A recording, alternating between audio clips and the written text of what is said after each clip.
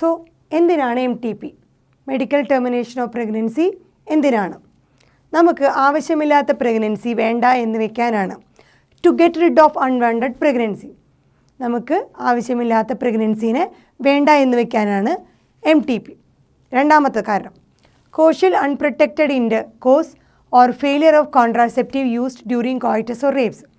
നമ്മൾ സുരക്ഷിതമല്ലാത്ത മാർഗങ്ങളിലൂടെ സെക്ഷൽ ഇൻ്റർകോഴ്സ് നടത്തുകയോ അല്ലെങ്കിൽ ഒരു റേപ്പ് കേസിലോ നമ്മൾക്ക് ഒരിക്കലും ആ ഒരു പ്രഗ്നൻസി ആവശ്യമില്ല എന്നുണ്ടെങ്കിൽ ആ ഒരു കേസിൽ നമുക്ക് എന്ത് ചെയ്യാം?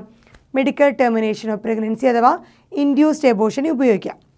അപ്പോൾ അൺപ്രൊട്ടക്റ്റഡ് ആയിട്ടുള്ള ഈ കോൺട്രാസെപ്റ്റീവ്സ് ഒന്നും യൂസ് ചെയ്യാത്ത ഒരു ഇൻ്റർകോഴ്സിലൂടെയാണ് നമ്മൾ സെക്ഷൽ ഇൻ്റർകോഴ്സ് നടത്തുക എന്നുണ്ടെങ്കിൽ, അല്ലെങ്കിൽ നമ്മൾ ഉപയോഗിച്ച കോൺട്രാസെപ്റ്റീവ്സിന് ഫെയിലിയർ, പരാജയം സംഭവിക്കുകയാണെങ്കിൽ, അല്ലെങ്കിൽ ഒരു റേപ്പ് സിറ്റുവേഷനിലൊക്കെ നമ്മൾക്ക് എന്ത് ചെയ്യാം?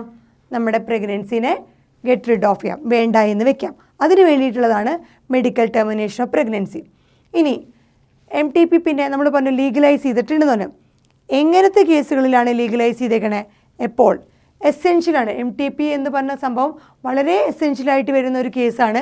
Wear continuation of pregnancy could be harmful or even fatal.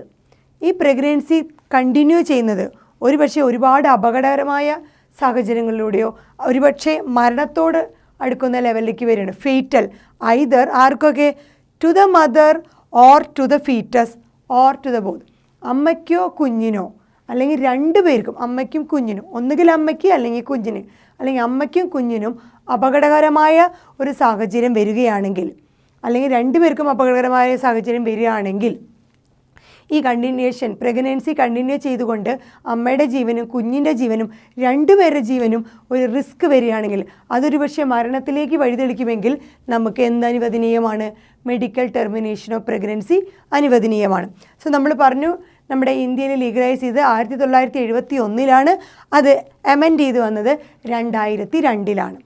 ഇനി ഇത് എപ്പോഴൊക്കെ ചെയ്യാം? ഈ medical of termination of pregnancy നമുക്ക് എപ്പോൾ ചെയ്യാം? Can be done up to 20 weeks, 20 ആഴ്ച വരെ നമുക്കിത് ചെയ്യാം.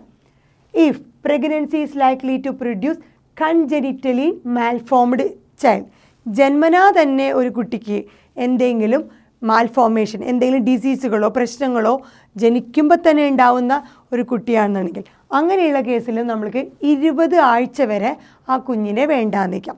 20 ആഴ്ചക്കുള്ളിൽ ജന്മനാ ഉണ്ടാവുന്ന അസുഖങ്ങളെ തിരിച്ചറിഞ്ഞുകൊണ്ട്, അതാണ് കൺജെനിറ്റലി മാൽഫോംഡ്, അത്രയ്ക്കും പ്രശ്നമുള്ള അല്ലെങ്കിൽ അങ്ങനെ ഒരു ഡിസബിലിറ്റി ഉള്ളൊരു കുട്ടിയാണെന്ന് അറിയുകയാണെങ്കിൽ നമുക്ക് എന്ത് ചെയ്യാം?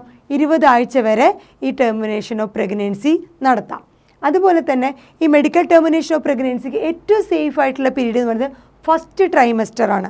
ആദ്യത്തെ 3 മാസമാണ് ഏറ്റവും സേഫായിട്ട് പറയുന്നത്. അതായത് 12 വീക്സ് ഓഫ് പ്രഗ്നൻസി, ആദ്യത്തെ 12 ആഴ്ച അല്ലെങ്കിൽ ആദ്യത്തെ 3 മാസം എന്ന് പറയുന്നത് ട്രൈമസ്റ്ററിൽ ഏറ്റവും സേഫാണ്. അതിനുശേഷം സെക്കൻഡ് ട്രൈമസ്റ്റർ, അടുത്ത 3 മാസം, അതായത് അടുത്ത 6 മാസത്തിലെ എബോർഷൻസ് പറഞ്ഞാൽ കുറച്ചുകൂടി റിസ്കിയറാണ്. ഇത് പ്രഗ്നൻസിയുടെ ടൈം പീരീഡ് കൂടുന്തോറും ഇതിൻ്റെ റിസ്ക് ഫാക്ടർ കൂടുന്നു. ഏറ്റവും സ്റ്റാർട്ടിംഗ് ആയിട്ടുള്ള ട്രൈമസ്റ്ററിലാണ് ഏറ്റവും സേഫ് എന്ന് പറയപ്പെടുന്നത്. ഇതാണ് എന്തിനാണ് മെഡിക്കൽ ടെർമിനേഷൻ ഓഫ് പ്രഗ്നൻസി എന്നുള്ളതിൻ്റെ റീസൺ.